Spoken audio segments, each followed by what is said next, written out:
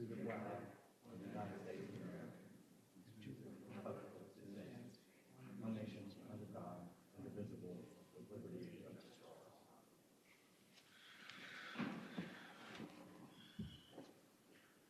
Are there any changes to the agenda on your side? No, Chair. Okay. Do I have a motion to adopt the agenda? I'd like to make a motion to adopt the agenda. Second? Second. All in favor? Aye. Aye. It's adopted. Has everyone had a chance to review the minutes? Yes. Any questions or changes? Do we have a motion to adopt the minutes? Move to adopt the minutes. Second? Second. All in favor? Aye. Aye. Okay. The presentations, is that something, there's no presentations? No presentations tonight. Do we have any public comment that is not related to the rezoning request? Just general public comment? Okay. Then we will move on to number 8, new business.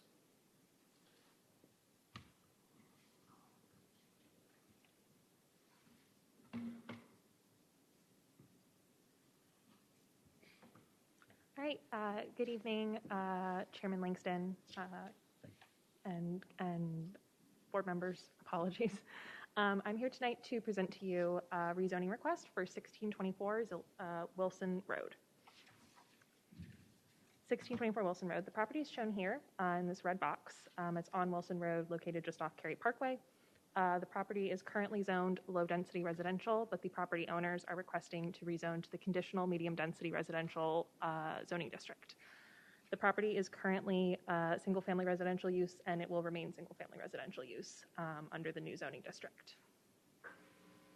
Just a little more information for you on the property.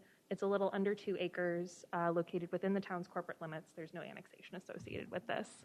And again, currently zoned low-density residential. The land use plan calls for medium-density residential, and the property owners are requesting to rezone to the conditional medium-density residential zoning district. The adjacent zoning and land uses, so the property directly to the north and directly to the east are currently zoned low-density residential, but the properties east across Wilson Road are in the conditional high-density residential zoning district. And then further to the north and west is the town of Cary's single-family planned development zoning district. As I mentioned before, the 2021 future land use plan does call for this property to be zoned medium-density residential, and you can see that here in this small map.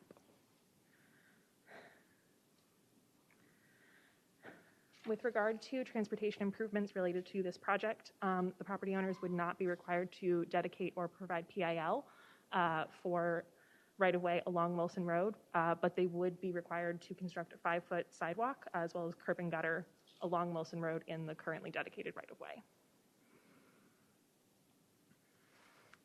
So the applicant has requested to zone to the conditional medium-density residential zoning district and has proposed the following conditions.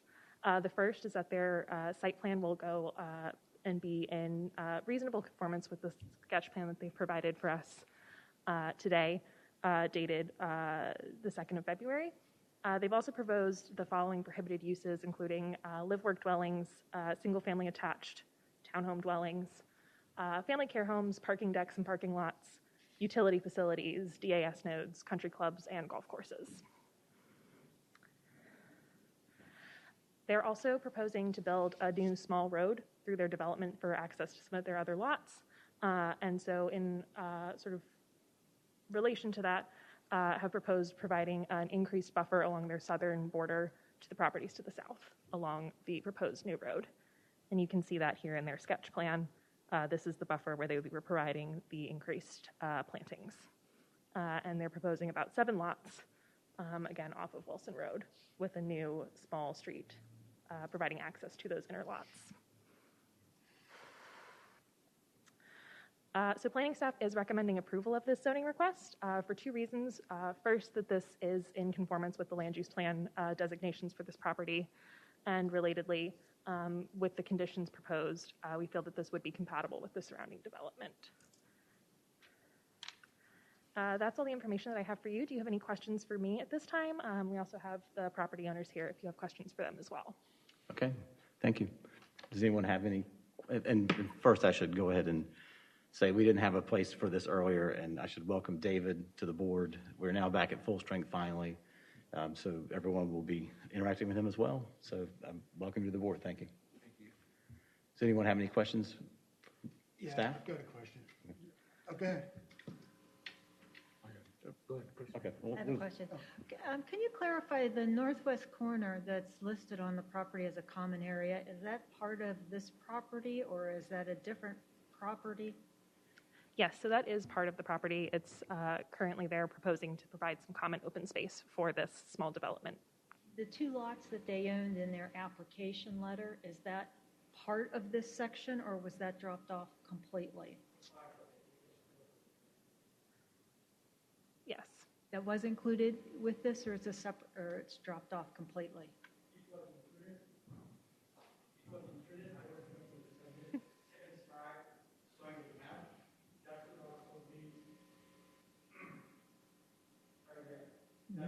Yeah.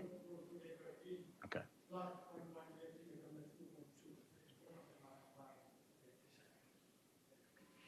And just to follow up on that, did that lot also need to be included in this documentation because it references the 1.8 acreage, but not the 0.42 acreage listed as the common area? Okay. Yes, that would need to be included. So what is that total?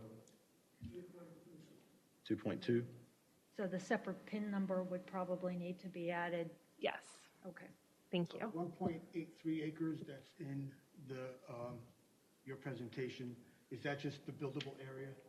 Like not accounting for stormwater treatments or things like that? Setbacks? That's just this lot here. It doesn't include this area. That's the common open space.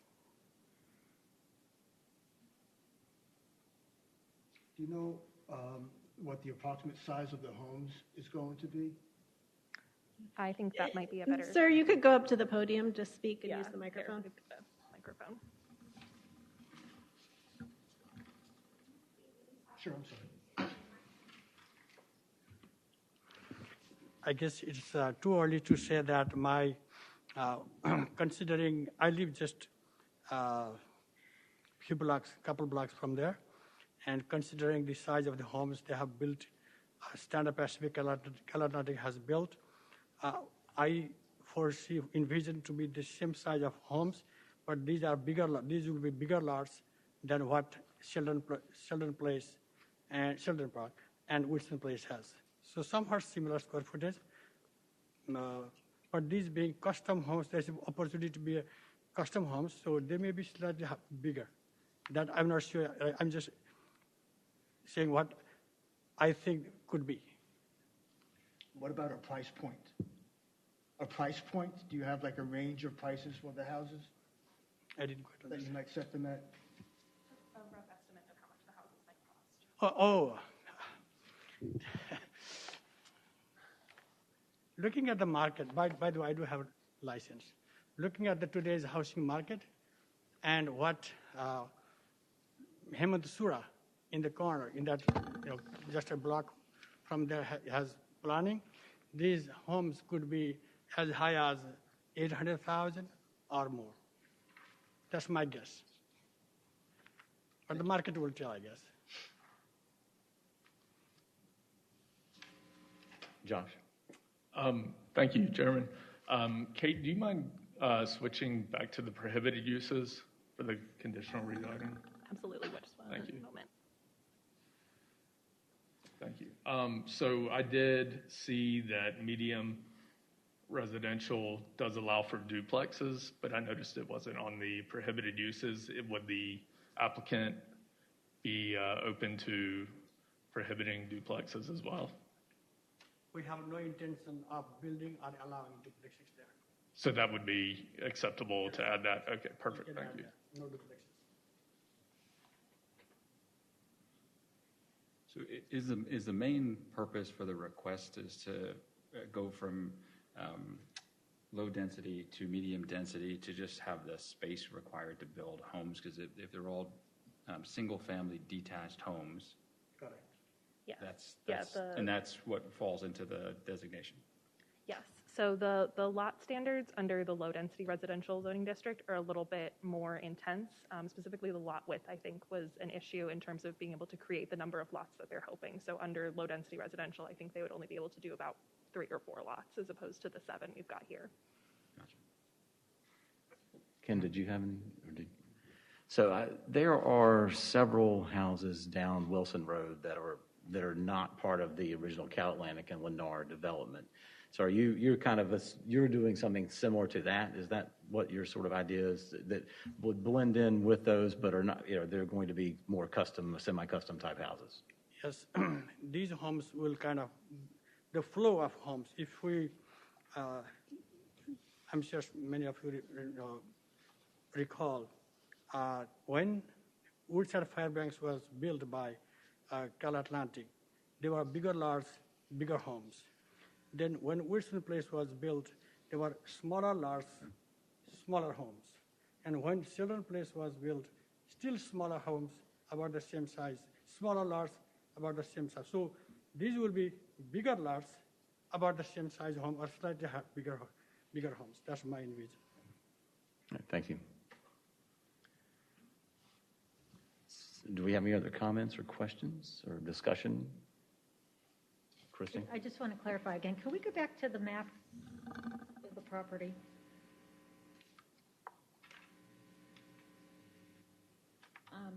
So in that northwest corner, so I'm looking at the PIN numbers. That's the one that ends in 0023. That's 1.8, which is in the red area? Mm-hmm. Or is the red area including the PIN number that ends in 99, which comes to the total of 2.2 acres? So I'm just trying to clarify, so before we can make some type of motion, we have to have the acreage correct. So is the red area 1.83 acres, or is the red area 2.2 acres? The PIN number ending on 00023 should be 1.81 acres. And the PIN number ending on 7099 is 0.42 acres. And then some of it's actually more than that, because the road kind of shifted towards away from the land. So some of the easement land, which was used by the road previously, has come back to my neighbor and us. So there's more than 0.42 actually.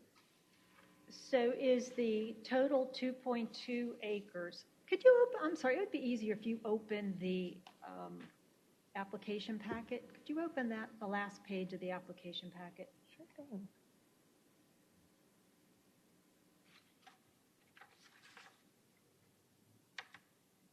Okay, so your 2.2, is that area including the northwest corner with the dots, the common area?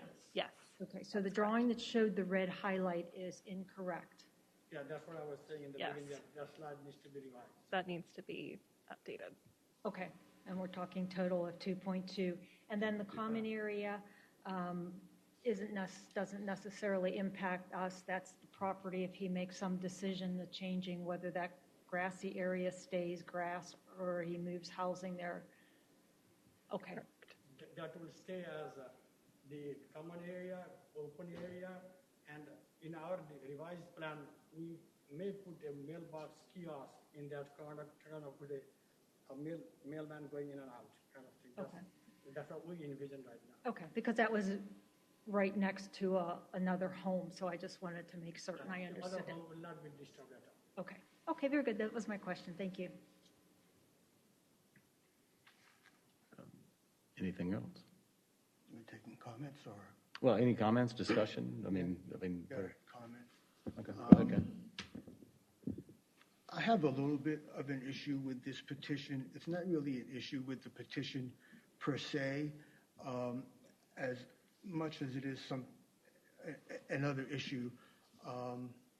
Several months ago, this board was briefed about an affordable housing problem that we have in Morrisville and in Wake County. I don't recall if we have discussed or taken any concrete steps to remedy that problem. But it is a problem, and it's only going to get worse since the announcement by Apple that they're coming to Morrisville. Housing prices have skyrocketed.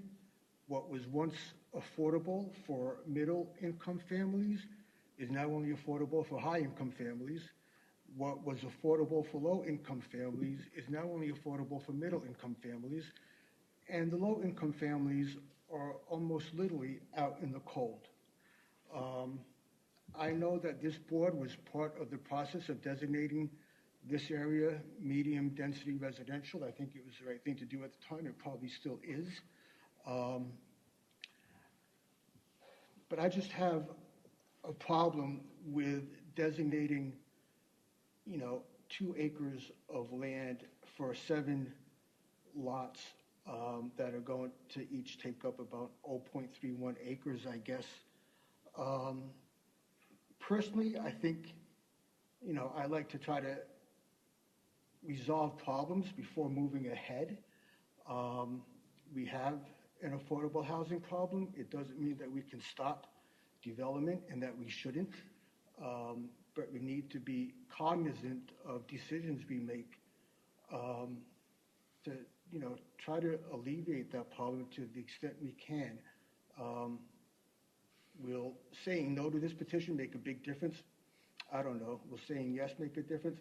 I don't know. I just think that we've got other issues that are really important at this time. Thank you. Thank you. I totally agree with what Michael was saying. That was going to be one of my points too. Is and I'm glad that this one came to us, but we need to at least figure out. Think about. He pointed Apple. Recently, in the Triangle Business Journal, they talked about a $10 billion investment coming in Morrisville. That's going to mean our infrastructure is not going to keep up, which is already bottleneck. So we need to really think hard about many of these things that would come up front. Should we approve? Should we not approve? Or how do we do this? Right? This may be too small, but in general, unless we look at the big picture, we are always going to be, second guessing ourselves. So I would think that's important, but I also think we don't want to solve a problem and create another one. We have to take a holistic look at it, and I think the criteria by which we look at some of these rezoning issues, we may want to revisit what we've discussed in the past as actually having a criteria by which we can make standard decisions that are not subjective but are documented, and I think we want to maybe revisit that because there's a variety of ways to tackle this. So maybe we can discuss that as well. I agree with you, right? And the other part that I was generally going to ask about is we have rezoned in the new land use plan many from low to medium or medium to high or whatever. What I sometimes wonder is should we ask the applicants to go through the motions of just converting low to medium? If it is already designated medium, then why force them to go through it? Right? Now, on the other side, I would love for them to come so that we can have this discussion we just had. Right? So we just have to weigh out the two places of where should we bring it and where we should approve, given if it is small or big. I'd like to comment on that as well. Sure, Chris. I think you're opening into a larger discussion about planning and zoning for the city, and I think this does meet with the requirements that we had put together a few months ago. So back to the application for this particular piece of property, the owner has presented from moving from 1 to 7. They have made some significant easements over the years to the housing that has developed that area completely, I think, which needs to be noted. And also the stormwater area that they're building in that back area in a ravine. So right now that is a very flat area without trees. So I do see the improvements and I see how it complies with what the vision was for that area.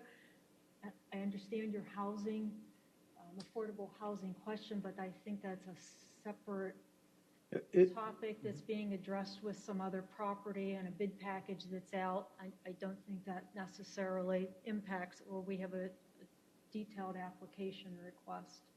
Agreed. I mean, my point wasn't about this property. I was using this as an example to talk, because this is our first meeting of the year. There will be more. And like Tim said, we need to have criteria to make objective decisions, not emotional decisions or, hey, this will work, this will not work. Right? So we really need to have that objective discussion and think about this more from the strategical point of view of where this town should go. Looking at these application by application is always going to be, half-hearted effort. Well, I think, Sanjay, one of the reasons why we have the land use plan is that is the overarching guide to what is the future of the land use in the town. So, I mean, you have to take things as they come. We can't force all these other landowners. You could probably make a very different project if the people around this sold, but they don't wish to sell. So, I mean, we don't really have much choice other than to try to take the framework we have, which is the larger plan that was voted on and discussed and the town council approved and everything else. And we have to make our decision to apply this to that. And I do agree with Christine that this appears to be a pretty cohesive match to the rest of the surrounding properties that have been built there. There may be some larger issues that we can revisit or have some discussions with council. But I mean, we do have this overarching guide, and that is the land use plan, and it's relatively recent, and this was decided to the long-term goal of being medium density. So, go ahead, Christine. It might be helpful. Could you open the color chart that shows the property densities moving from one residential, and I think this is 5 to 7 to go to this category. I don't remember what slide it was. While she's bringing that up, It shows the housing density. So About halfway through the requesting main. about the okay. standard. Yes. They are within that per acre, 5 to 7, or I think it's 5 to 8 houses per acre moving to this. The future land use map, that Okay. attachment in the PowerPoint. There we go. Yeah, and once again, right, I Yes. agree with you that Can you zoom this in? property is well, the plan is well presented and well thought through. And I don't really have a problem with approving this. Yes. I'm saying I was using the opportunity to talk about the larger issue that we need to think about in 2022 and see how best we proceed further. Yes, because this would be a bigger difference. We wouldn't be going from the light yellow to the medium. Correct. You're talking about jumping to very high density, which that isn't consistent with that area. So I just wanted to make sure that, you were comfortable that we're making that progression, and this is what was in our original plan. And as far as the number of dwellings, he's well within the number of dwellings, even on the low end. So, thank you. Any further discussion?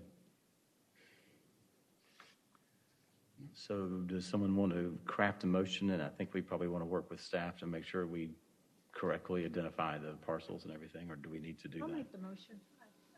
Okay. And then is the duplex, or is that something that you guys are voluntarily agreeing to? And that exclusive or prohibited use duplex. I find the proposed zoning map amendment to be consistent with the town of Morrisville's comprehensive plan, and I hereby make a motion to recommend approval of ordinance 2022-32-0 of the Morrisville Town Council approving the zoning map amendment for 1624 Wilson Road, approximately 2.2 acres of property located along the west side of Wilson Road, southwest of the intersection of Cary Parkway, from the low-density residential zoning district to the conditional medium-density residential zoning district, and to forward the following advisory statement to the council. The proposed zoning map amendment is reasonable, consistent with the comprehensive plan, as in the public interest because A, the proposed rezoning to conditional medium-density residential is consistent with the 2021 land use plan designation for this property as medium-density residential use. B, the proposed conditional medium-density residential zoning district is compatible with the surrounding development. If I may, before you guys make the motion to vote, do we need to open the public comment at all before moving forward? I guess we do need to open it. I apologize for that. Are there any comments from the public about this particular item? Okay, if you could come up and state your name and address and give us your comment.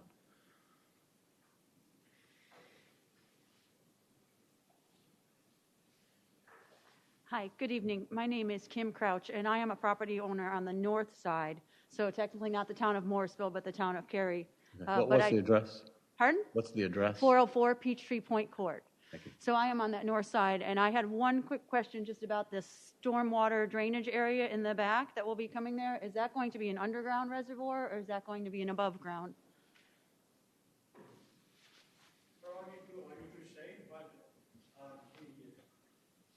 Subdivision courthouse opening that building right now in the corner has underground. I would love to see underground, but probably it's too early to see for me. Most likely. Okay. I would love to see underground. Okay. About the, I did talk to the engineer by the way, and about how much water will be going. Mm-hmm. For the information, the engineer said that the water that will go downhill will be remain exactly the same as what is now, based on the design. So the water going that way will not be higher. And about the underground versus overground, we have the fact, but I wish to have the underground. I very much appreciate the comment and the feedback. I think I would also just like to commend, I was in the back listening, and I understand the need for affordable housing, but I would also like to commend this particular plan in the sense of trying to modify the surrounding area and making sure that it's fitting in with the area right behind it. So thank you very much. Thank you. Are there any other public comments?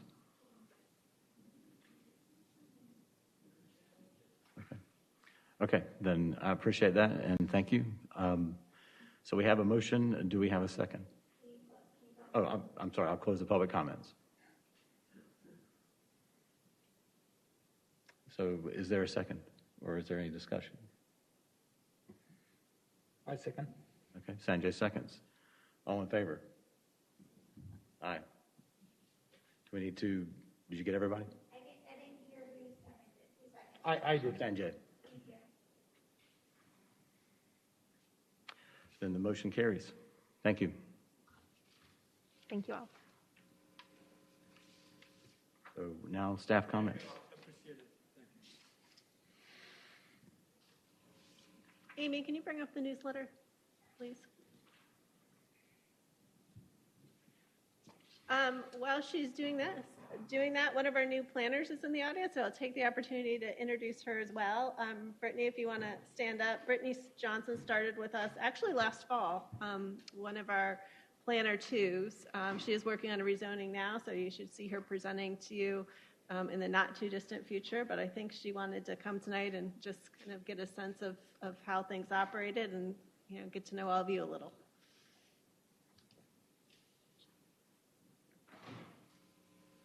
So a longer planning newsletter than normal because we did cancel a couple of meetings. And with the McCrimmon Extension area opening as well, that has made us very busy. So if you look under new site plans that have been submitted, there's a decent list there. A majority of those, 3 of them, are on the McCrimmon Parkway Extension. So 2 of them, research lab, biomanufacturing projects, 1 on each side of the street, both of them of pretty significant size. I think some of you may have read in the paper about the Spark development, which is over 100 acres. The first phase of that has come in, and so that is under review. Across the street, looking at a research lab and a couple biomanufacturing buildings as well. And then Crescent Communities has submitted for a multifamily development on the corridor, 340 multifamily units. That's more on the south side of the corridor, kind of south of where Wake Competition is, down a little ways from there. Also had another biomanufacturing application come in for property on Southport that is under review. and application come in for some townhomes on Church Street, kind of across from where the town center is planned. And then we have a rezoning request in for 1100 Perimeter Park Drive, looking to take some commercial property there to the office institutional district, again, life science related. So a lot of interest continues from that life science sector. Town council approvals, approval of an annexation on Aviation Parkway that's associated with the aviation landing development came before you a while ago, but they're getting close to site plan approval now and maybe breaking ground on that soon.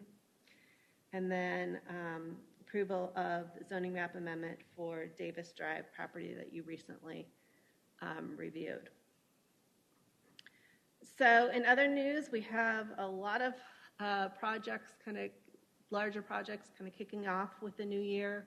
I think last year, Planning Manager Chris Lawson presented to you about the landscaping, tree preservation, and common open area sections of our UDO, just providing a little bit of overview of those existing regulations and getting some feedback for changes.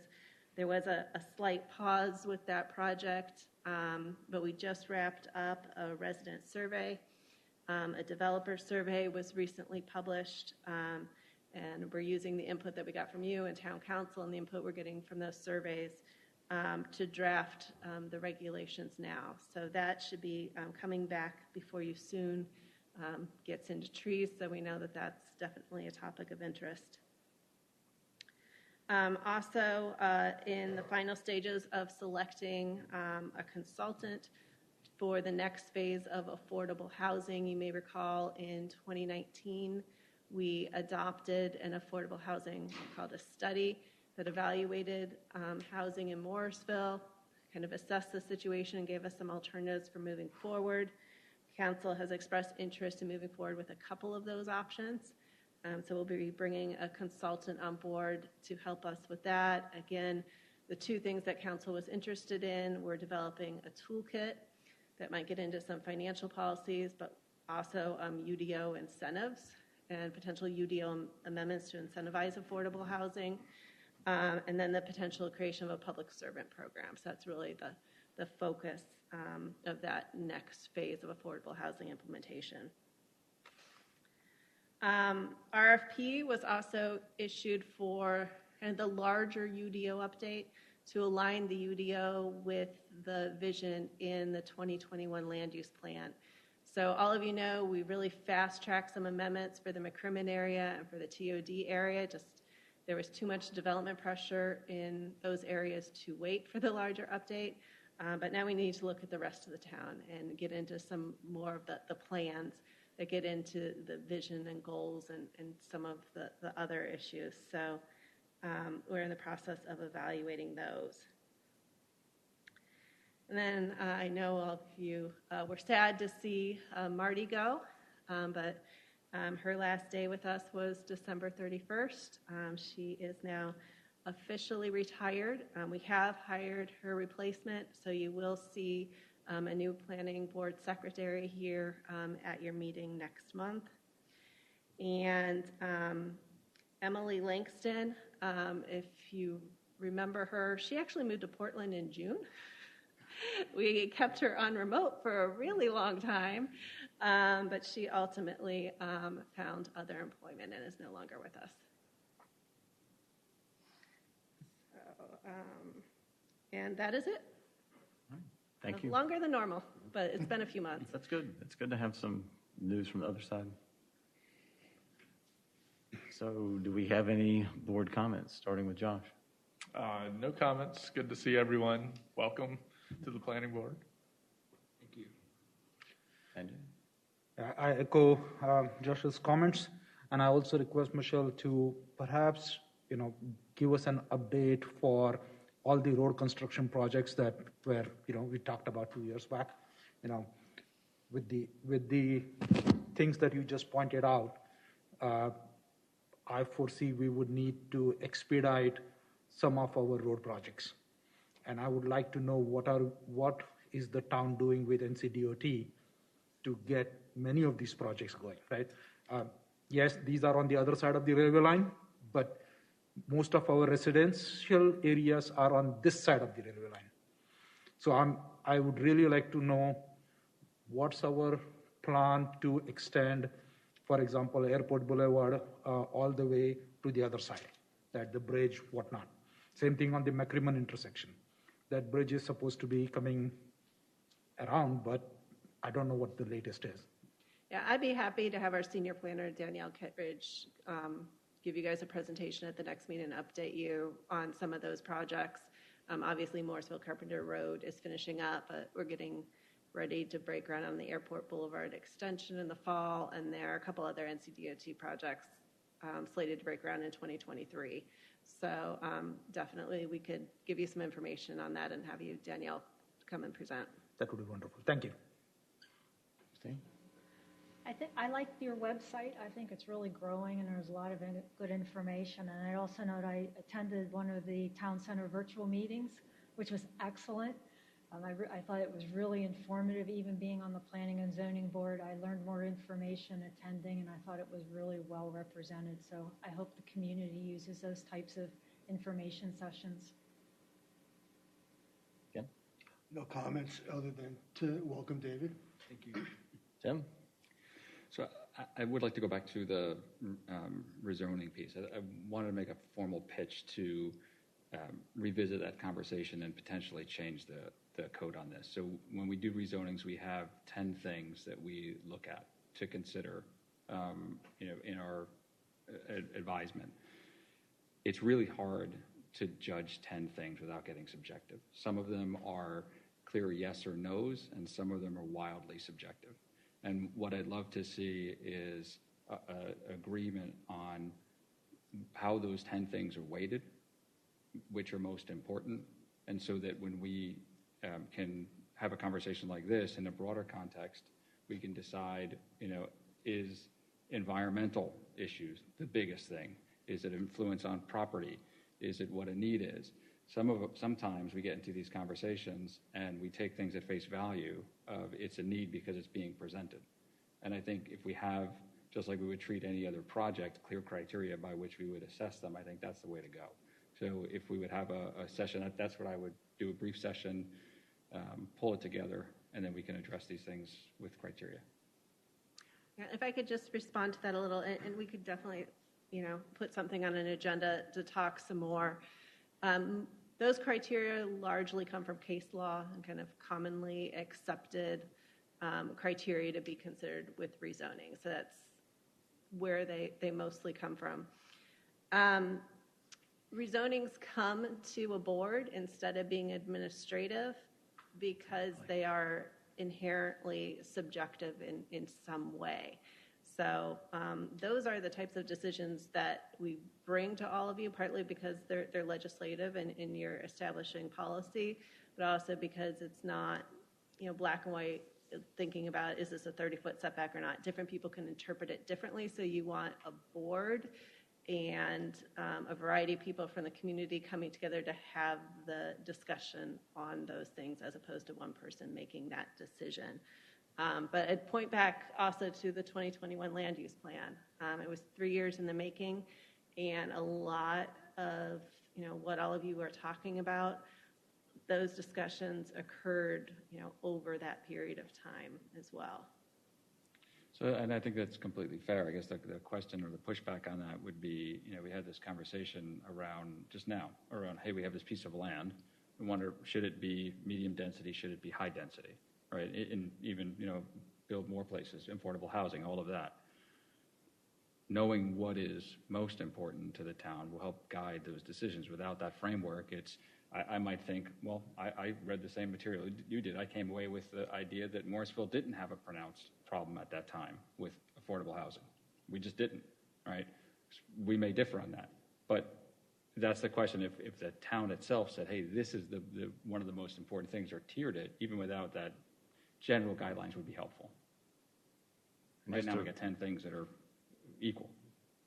As part of that discussion, I might suggest, if she's available, also having someone come in and talk to you a little bit about the town's strategic plan. because I think that also touches on some of the things that you're talking about in terms of town priorities, and I don't know that this body has a lot of familiarity with that plan. Yep. Okay. That would be good. David? I just want to thank you all for the warm welcome here. Grateful to be a part of this board. Thankful for my wife for being here today.